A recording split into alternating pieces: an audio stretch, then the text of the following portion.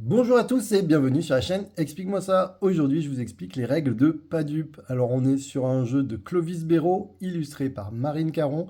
Vous allez pouvoir y jouer de 2 à 12 joueurs à partir de 16 ans pour des parties d'environ 30 minutes. Dans Padup, le principe, ça va être de raconter des histoires. Est-ce qu'elles seront vraies ou est-ce qu'elles seront fausses? Ça, c'est les autres joueurs qui devront en décider. C'est à vous d'être malin, d'être stratégique, peut-être raconter, choisir des bonnes anecdotes bien croustillantes pour essayer de les faire douter. Pour la mise en place, vous allez voir, c'est très simple. En fonction du nombre de joueurs, on mettra plus ou moins de pions au milieu. Ce sont les points de victoire. Dès qu'il n'y en a plus au milieu, on va compter. Celui qui en a le plus a tout simplement gagné la partie. Alors à 4 joueurs, il y en aura 12, mais en fonction du nombre de joueurs, il faudra regarder dans la notice. Ensuite, chaque joueur va recevoir une carte 100% vraie et une carte pas dupe. Chaque joueur va aussi recevoir une carte avec 2 thèmes. En effet, vous allez être aidé quand même.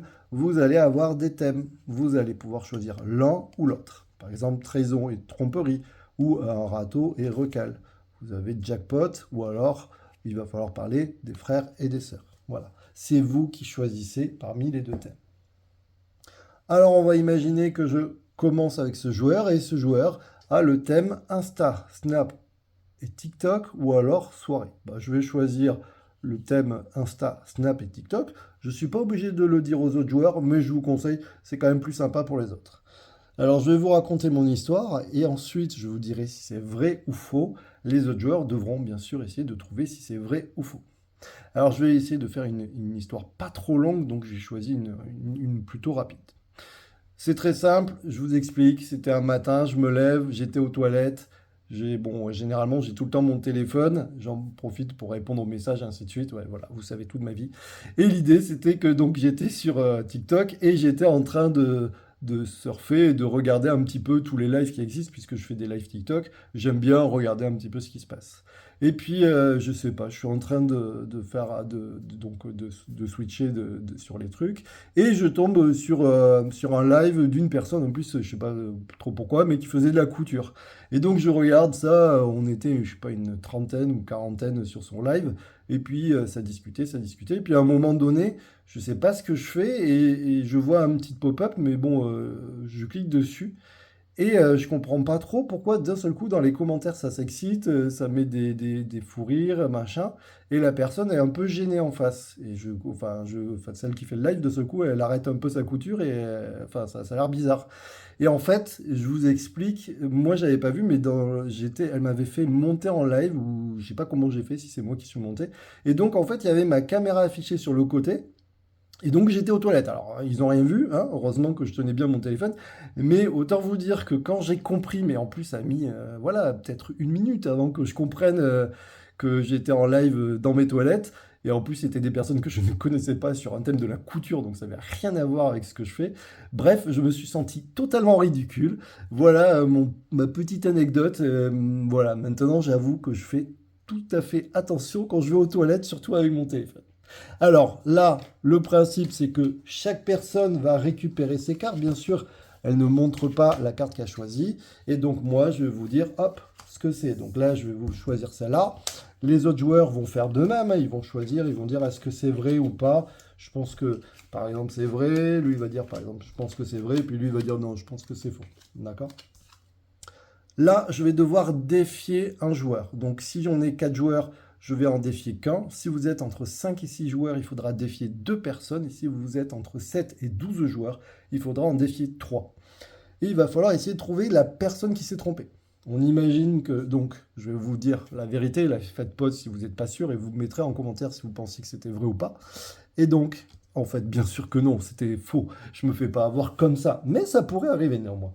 Et donc, je vais choisir une personne. Je vais penser que ce joueur s'est trompé et qu'il a dû dire que c'était vrai.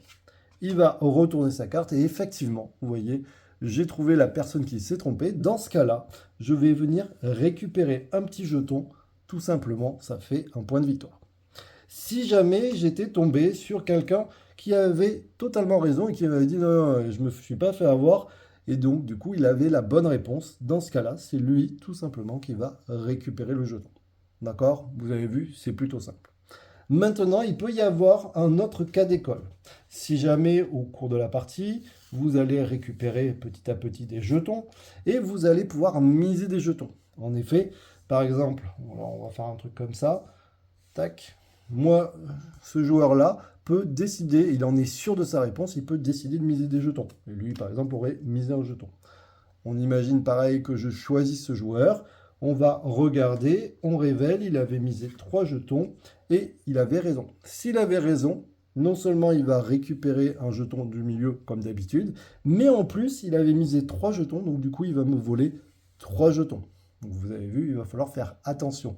Après, si par contre j'avais joué contre lui et que lui il s'était trompé, heureusement il avait misé qu'un jeton, dans ce cas-là, il va perdre son jeton et en plus, je vais récupérer le jeton du milieu. Vous avez compris l'histoire de la mise? Voilà. Par contre, attention, vous pouvez miser que de 1 à 3 jetons. Vous ne pouvez pas miser tous vos jetons. Donc, il va falloir, vous l'aurez compris, faire attention à qui on choisit, essayer de raconter des anecdotes, mais des croustillantes, et puis essayer voilà, que ça soit plausible. Si vous dites un truc, je suis allé voir le Père Noël avec des rennes et machin, bon, vous voyez, ça va être un peu plus compliqué pour qu'on vous croie. Voilà, donc on a un jeu où ça va parler autour de la table, on va en apprendre forcément sur nos collègues ou sur les gens autour de la table, donc ça peut être sympa. On va voir aussi ceux qui sont malins, qui arrivent à bien bluffer. Alors, est-ce qu'on peut poser des questions au joueur qui raconte son histoire? Oui, tout à fait, vous pouvez lui poser des questions. Lui, s'il est à l'aise, il peut tout à fait se lancer dans un truc et essayer d'imaginer encore plus, surtout s'il inventait et inventer des trucs. Par contre, il n'est pas obligé de répondre, il peut vous dire non, non, ça suffit, avec ça, vous devriez savoir. Bien sûr, il n'est pas obligé de vous raconter tout. Voilà, pareil, notre truc, petit point qui est bien expliqué dans les règles, c'est que vous ne pouvez pas jouer sur un mini détail, d'accord? Genre, j'ai eu une 103, enfin j'ai eu une, je sais pas, une 504 Peugeot, et en fait que c'était juste une 305. Vous voyez, on peut pas jouer sur les petits. Voilà, quand vous racontez quelque chose, il faut que ça soit vraiment sur l'ensemble et que ça soit vrai ou faux, pas sur un détail. Moi, je vous dis à très bientôt. N'hésitez pas à vous abonner, à liker, à partager. J'ai découvert ce jeu par hasard et je vous conseille, c'est un petit auteur. Ça peut lui faire plaisir, ça peut beaucoup l'aider aussi. Donc, essayez d'en parler autour de vous. Moi, je vous dis à très bientôt. Ciao, ciao. Et puis, n'hésitez pas à vous abonner, à liker, à partager.